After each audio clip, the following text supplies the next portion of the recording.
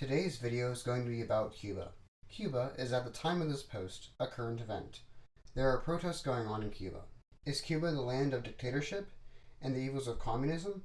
Or is it the land of freedom and equality? Or even is it in the middle? This video will be answering those questions. Before we continue, please note that my sources are listed in the description below. Let's start with some history first. For several centuries, Cuba was a Spanish colony. Cuba didn't become independent until the 20th century. Cuba had already been winning their war of independence, but the United States ended it earlier. The Spanish-American War began because of yellow journalism, when newspapers exaggerated or even lied, after the Maine was caught on fire. Once the Spanish-American War ended and Cuba was granted independence from the Spanish, Cuba then had to deal with the United States. Once Cuba became independent, the United States made a deal to have influence over Cuba. After unrest, after being independent for several years, the United States occupied Cuba for several years. At one point in Cuba's history, Havana was the #1 tourist hotspot, even higher than Paris. But soon, corruption and crime made Havana less of a tourist hotspot. Corruption and a poor government, along with several coups, plagued Cuba's history for decades. There was one man who wanted to end this, and his name was Fulgencio Batista. For those of you who know who he was, you're probably wondering why he wanted to end this. Well, Fulgencio Batista was not his birth name. He was born Ruben Zaldivar, a mixed-race man. His early life was ugly, being at one time a homeless and destitute teenager. After working as a railroad worker for a short time, the decision was made to enlist in the army. He left his dirty past behind and went by the name Fulgencio Batista. Over the years in the 1920s and 30s, Batista grew in the ranks in the military. He originally worked as a stenographer and witnessed so many of the unjust sentences and other problems in the country. In 1933, Batista led a surgent revolt that was effectively a coup. Batista effectively installed a series of presidents who didn't make much impact. However, there were some improvements, like women were allowed to vote. He was the hero of the people, of the nation, and the military listened to him.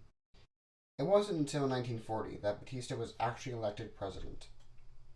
Batista's first term as president saw an improving economy as well as more corruption. Batista raised the minimum wage, improved healthcare access, and removed capital punishment. After serving one term, Batista stepped down in 1944 with no fuss. A man who witnessed the corruption was a man named Fidel Castro. Castro attended Havana University and was a part of gangsterismo culture there. The University of Havana was a hotspot for people who opposed the government. Castro was a member of a gang, but he was different. He never got involved in crime as he wasn't in it for power. The poverty and corruption that Fidel Castro witnessed in the city changed his dreams. Originally, his dream was to be a Major League Baseball player. Then he switched his focus to law and began studying law. After several years of not being president of Cuba, Batista wanted it back. In 1951, Batista was a presidential candidate, but he knew his chances of being elected weren't great. Another candidate was Eduardo Chibas, who was Fidel Castro's mentor. Chibas's party was the Party of the Cuban People, a party that wanted to rid Cuba of corruption. However, he committed suicide after dealing with corruption in every aspect. Before his suicide, he warned the Cuban community that Batista was going to launch a coup. After his suicide, the election of 1952 was in shambles. Now there was no clear leader. For Batista, this was good news. On March 10, 1952, Batista successfully launched a coup, and Batista became the dictator of Cuba. The coup lasted less than 90 minutes. Carlos Prio, the president of Cuba at the time, and other members of his administration fled the country. All Batista wanted was power, and he got it. Let's step back a little bit. Corruption and poverty didn't just exist in Cuba. It existed throughout the whole of Latin America. A man who witnessed it was Ernesto Guevara. He lived in Argentina and had an interest in politics while in high school. In 1948, Guevara went off to study medicine at Buenos Aires University. Argentina wasn't much different from Cuba. Guevara was discontent with the authoritarian regime of dictator Juan Perón. Guevara realized his privileged position of being a medical student, decided to explore what the country looked like in rural areas. In 1950, Guevara went on a tour of Argentina, 2 years later, Guevara used his motorbike to take a second tour, this time through Argentina, Chile, Colombia, and Venezuela. Guevara didn't want to visit the tourist attractions. He wanted to see what life was like for ordinary people, particularly the poor, in Latin America. What Guevara saw appalled him. He saw slums, corruption, poverty, sick women looking for work, and people dying from lack of health care. It was on this journey that changed this young medical student into a revolutionary. He wanted something to be done and began to blame the whole system of capitalism for the terrible things he saw. After the death of his mentor, Castro knew that to complete his work, he himself had to oust Batista. Meanwhile, Batista was a right-winger and strengthened ties to the United States. The United States supported the dictator economically, politically, and militarily. During the dictatorship, the rich got richer while the poor got poorer, and corruption increased. Education, infrastructure, and healthcare worsened as Batista was more focused on building a tourism industry for the rich. Most of Cuba saw pain and hunger.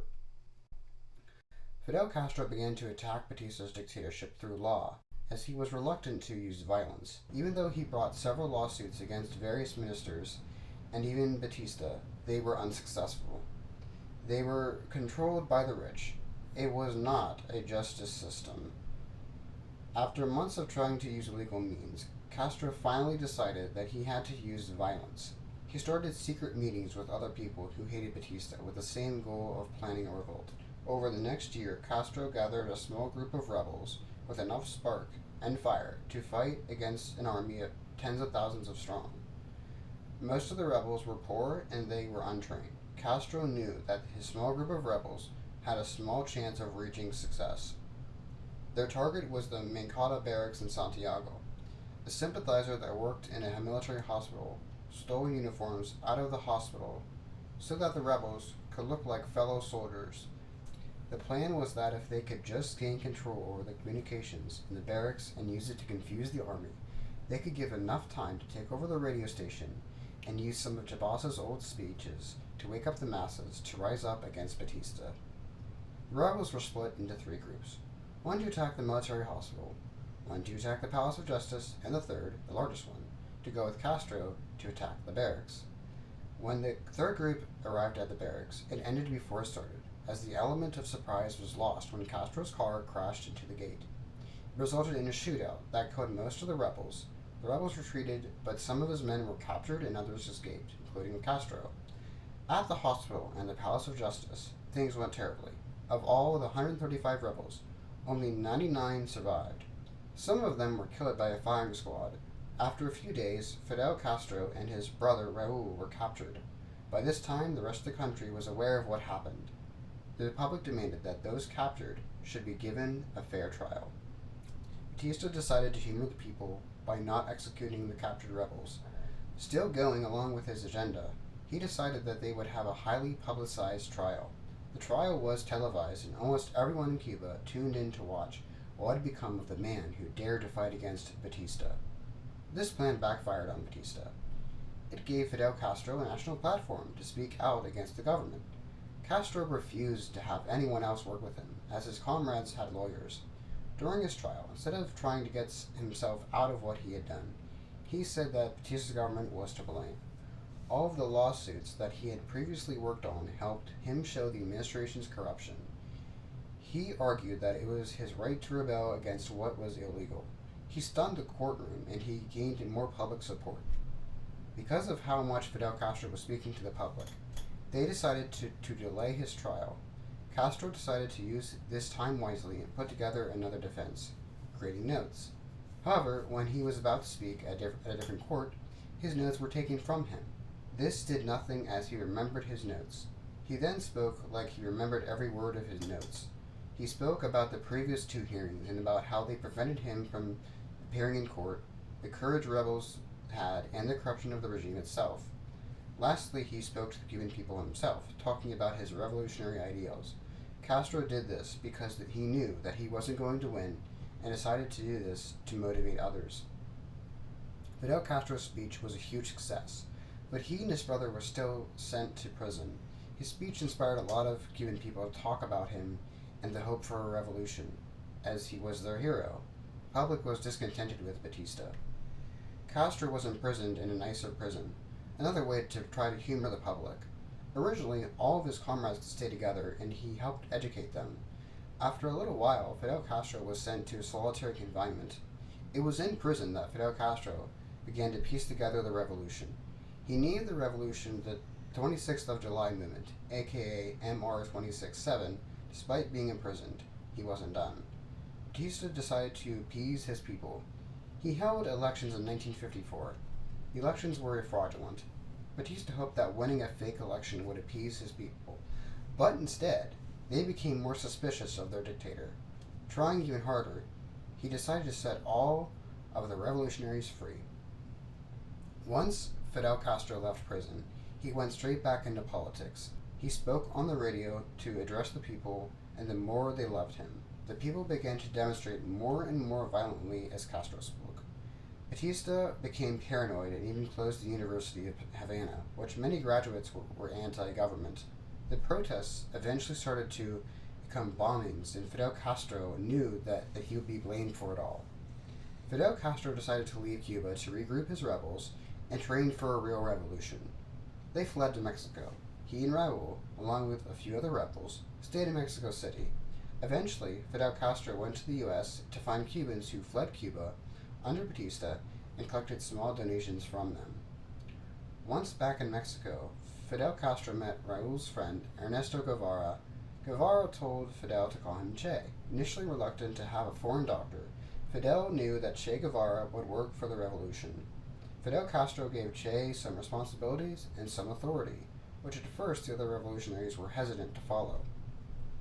Eventually they were caught, arrested, and put into jail, but they emerged from prison unscathed and escaped to Texas to visit another exiled Cuban who could help them in their revolution.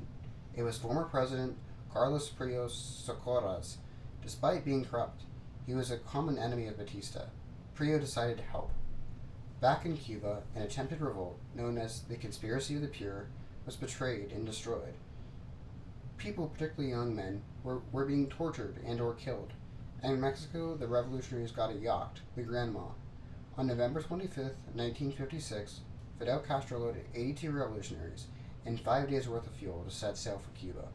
The Granma was only made for 12 people, and the fuel in it was the bare minimum to get it from Mexico to Cuba in perfect weather. The voyage of the Granma was a wild one. There were storms that threatened the revolutionaries' very lives. Surprisingly, they made it. A large number actually saved the yacht from being destroyed by the storms.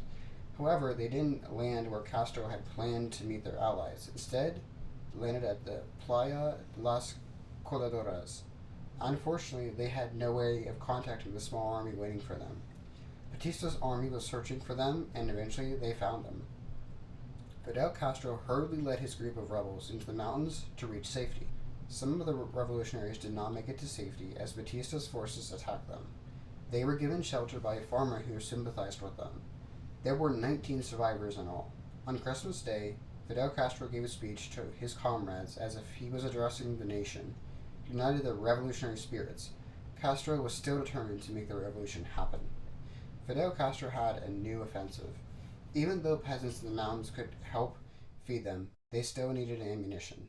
To solve that issue, they would attack an army outpost and take all of their weapons and ammunition. In January 1957, the little group of rebels were led to the outpost at La Plata near the beach, and they were successful. Batista's army was not aware that Fidel was even alive, and they broadcasted that Fidel Castro had died. There were no deaths on the rebel side. With their news and some recruited peasants, they began their guerrilla warfare. They began to harass Batista's men, not hard though. They were impossible to be found, and as months went by, they became familiar with the mountains. Fidel's rebels slowly began to grow and gain momentum. During this time, the public began to be aware that Fidel Castro was still alive. The public began to have hope again. They were also even more suspicious of Batista, after it seemed that they had been lied to. Unrest increased, and so did Batista's cruelty. Despite the cruelty of Batista's regime, the United States still supported Batista. Batista's dictatorship was very profitable for the United States corporations. The U.S. was against the revolutionaries, as it was the Cold War, and Fidel Castro was seen as a supporter of the spread of communism. People were so inspired that in March 1957, a young man named Jose Antonio Echeverria led the Student Revolutionary Directorate in an unsuccessful attack on the presidential palace. The Student Revolutionary Directorate existed even though the University of Havana was closed. The plan was to assassinate Batista and announced it to the public, but it ended in a shootout that killed the young revolutionary.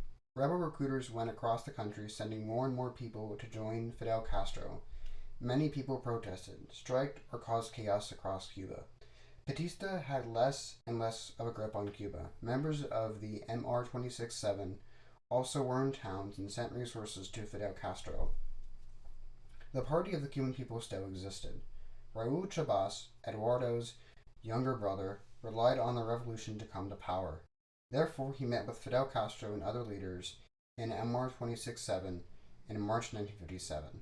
They put together the Sierra Maestra Manifesto, which promised land reform, fairness, democracy, improved education, and industrialization.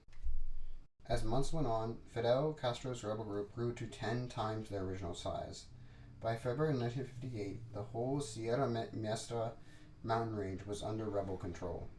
Fed up with that, Batista sent a force of 10,000 strong in Operation Verano to deal with the rebels in the mountains and wipe them off the face of the earth.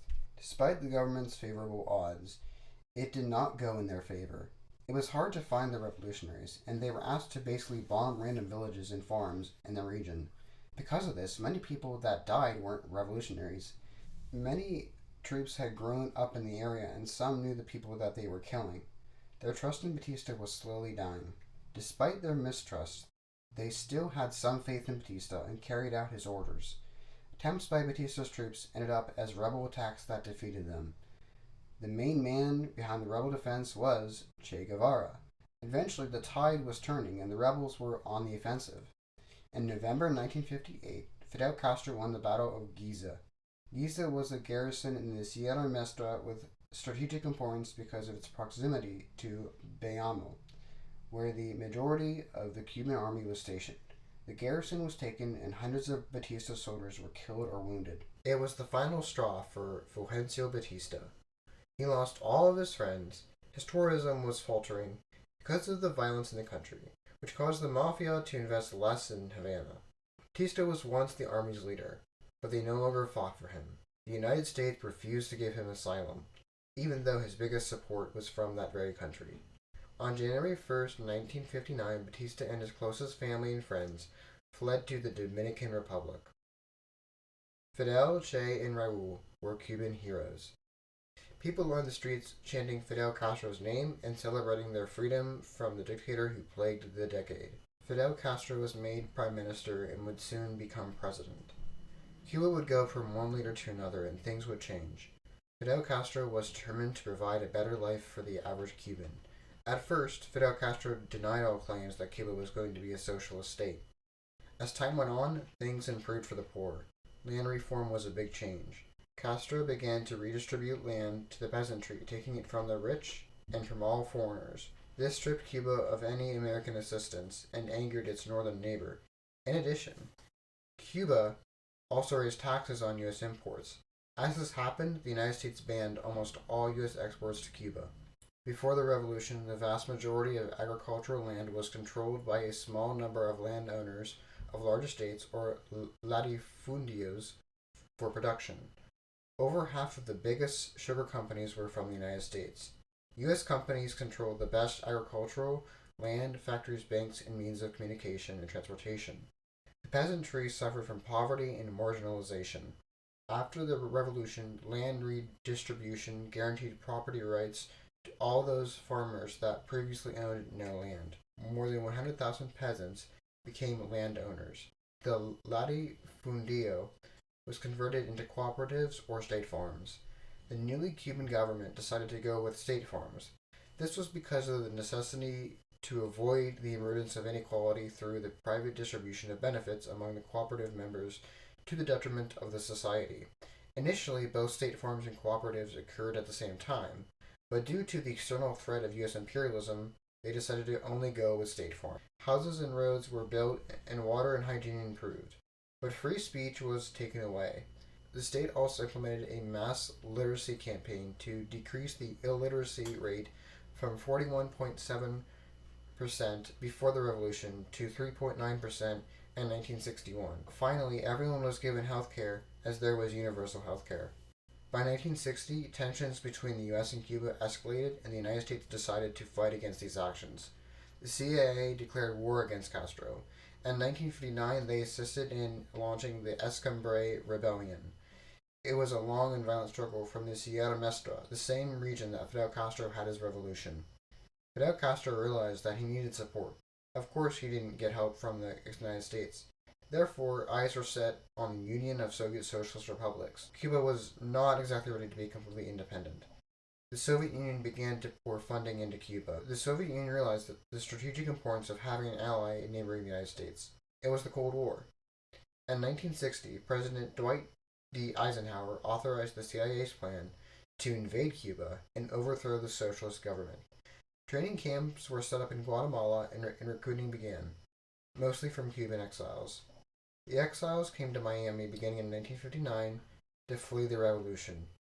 They were supporters of Batista's dictatorship. Among those people were ex-Cubans, whose property was taken away from them, U.S. executives, and some professionals.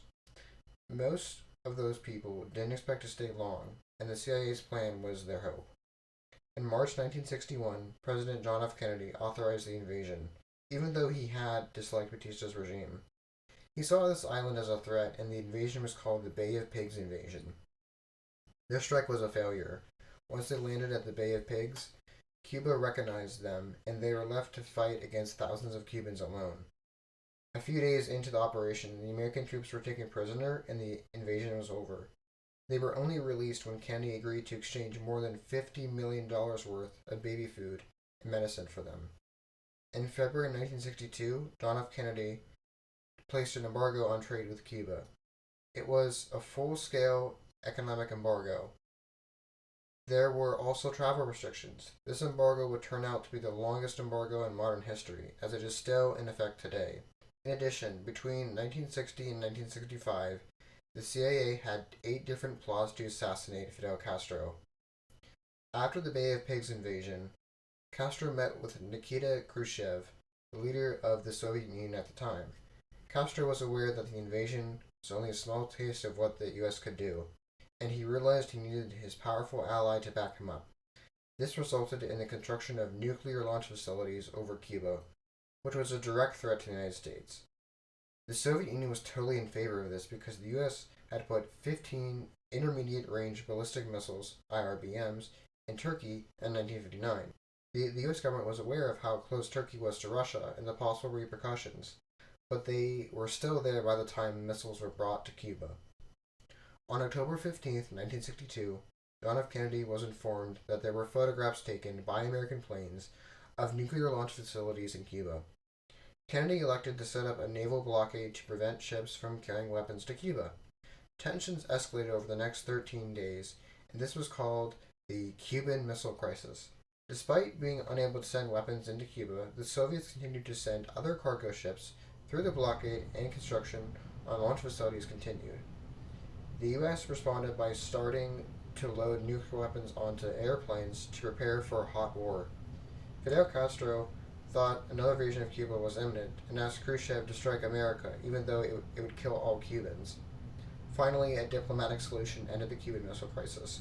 It was agreed that the United States would remove its missiles from Italy and Turkey, while the Soviets would remove missiles from Cuba. The Soviets only removed some of the missiles, leaving some rockets in place, but they were never fired. Disaster was averted. The Cuban Missile Crisis was the closest that the Cold War ever came to erupting into a hot war. On January 1st, 1965, the Escambray Rebellion was finally crushed by the Cuban army. This did not mean that Cuba was free from U.S. imperialism, however. They still had to deal with the embargo, but they still had Soviet support. By 1965, Cuba was officially a communist country. This meant that the most private businesses became nationalized. It was time for Castro to finally put the country together on his terms. Anyone who spoke out against him or the revolution was in danger of being in prison. Dissidents included gays, Christians, objectors, or opponents of Castro. They were sent to camps called Military Units to Aid Production, UMAP. There, they were forced to work, and gays were subject to re-education. Thousands of dissidents were imprisoned, tortured, or even executed. This began the second wave of Cuban exiles to America, which lasted for about a decade. After several years of being in use, the UMAPs were closed down. However, gay people were still repressed as they weren't allowed to have jobs. In addition to this, Castro's attempts to improve healthcare, education, and infrastructure were slowly failing. By the 1970s, Cuba was struggling economically. This was due in part because Fidel Castro put resources into other countries in the global south. Tens of thousands of troops were sent overseas to fight in support of other Marxist-Leninist groups. Cuba got involved in the Angolan Civil War, supporting a Marxist-Leninist organization called the People's Movement for the Liberation of Angola, MPLA. Castro also supported Algeria's efforts to be independent from France, and also the dictator of Ethiopia. He supported the dictatorship in Ethiopia because he was a Marxist-Leninist. When the Soviet Union collapsed in the early 1990s, ending the Cold War, Cuba was without its biggest ally. They no longer had economic support from the Soviet Union, and their economy was failing. Food became rationed, and people had to use old forms of transport as oil was scarce. There were riots in Havana, and this led to the most recent time Cubans had fled to the United States. There was one thing that improved their economy, and that was tourism. Castro opened the country up to tourism. In the 1990s, George W. Bush and Bill Clinton strengthened sanctions and passed acts advocating for Cuban democracy. Some changes were made in 1999 that allowed for exports of American medical supplies and food to the island. However, George W. Bush strengthened sanctions more. Barack Obama changed the foreign policy on Cuba. He eased travel restrictions and lessened sanctions. As U.S. policy was softening, Cuba began to implement some reforms. They were decentralizing the agricultural sector, relaxing restrictions on small businesses, opening up real estate markets, expanding access to consumer goods, and allowing Cubans to travel abroad. However, these reforms have been slow to be implemented. In 2014, Obama and Raul Castro surprised everyone by restoring full diplomatic ties, and in 2016, Obama visited Havana. However, the Trump administration reversed Obama's policies and strengthened sanctions on Cuba. Even though Biden pledged to reverse Trump's policies when he was a candidate, he is not, and the Trump-era policies are still in place. Now it's time for the analysis. Obviously, I must criticize the suppression of free speech and the treatment of the LGBTQ+ community. Fidel Castro led major human rights abuses that must be acknowledged. Today, the Cuban government is still authoritarian, and that is something I hope changes. At the same time, however, we have to acknowledge possibly why Cuba was authoritarian in the first place. Cuba is very small compared to the size and power of the United States, and after discussing the attempts the United States made to oust Fidel Castro, it makes sense to make it unwelcome to counter-revolutionary activity. So basically, the United States does play a role in why Cuba is authoritarian. This is not an excuse, it is an explanation. Fidel Castro could have not suppressed free speech and imprisoned and tortured many people, but he would have had the risk of a successful counter-revolution backed by the United States. All progress made by the revolution would be lost, and another right-wing government, most likely a dictatorship, would end up taking its place. It is possible that if the United States wasn't an external threat to Cuba, then maybe it could have been way less authoritarian. Cuba is not all bad today. The living standards of the Cuban people have improved since the revolution. In fact, Cuba does have a higher life expectancy than the United States.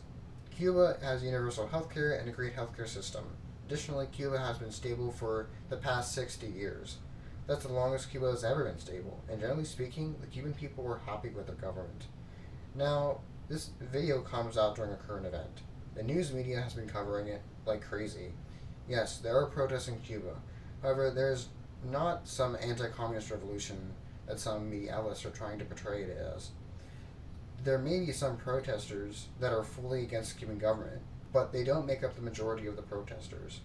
It is true that the police in Cuba have cracked down violently on the protesters that have been condemned. However, there have been counter-protests against those protests, and there have been protests against the U.S. embargo. Why are they protesting? Well, ever since the pandemic, the economy has worsened, and they are also undergoing a currency transition that makes it harder to purchase items. The pandemic is also hitting Cuba hard now with cases. A factor that the mainstream media will not mention is the impact of the U.S. embargo. It has negative effects on the Cuban economy and does play a major role in why the protests are happening. Cuba has actually created its own vaccine, but is unable to distribute it to everyone because of the embargo. The blockade should be lifted. It doesn't matter what government Cuba has. All sanctions and embargoes do is hurt the people, but not the government. Just think about this. If your government is authoritarian and embargo is placed on your country, you wouldn't suddenly want to change your government. Instead, your people would have less, and it would make you possibly more powerful. Sanctions and embargoes don't work to oust an authoritarian government. The reason why the U.S. has kept its embargo on Cuba is because it has negative effects on their economy, which can then be used as propaganda. For the past 29 years, the UN General Assembly has voted to lift the embargo, but the U.S. won't budge. Thank you for watching my video. Please subscribe to my YouTube channel if you have not done so. Please give this video a like and share it with your friends and family if you found this intro to be very interesting. Thank you and have a great day.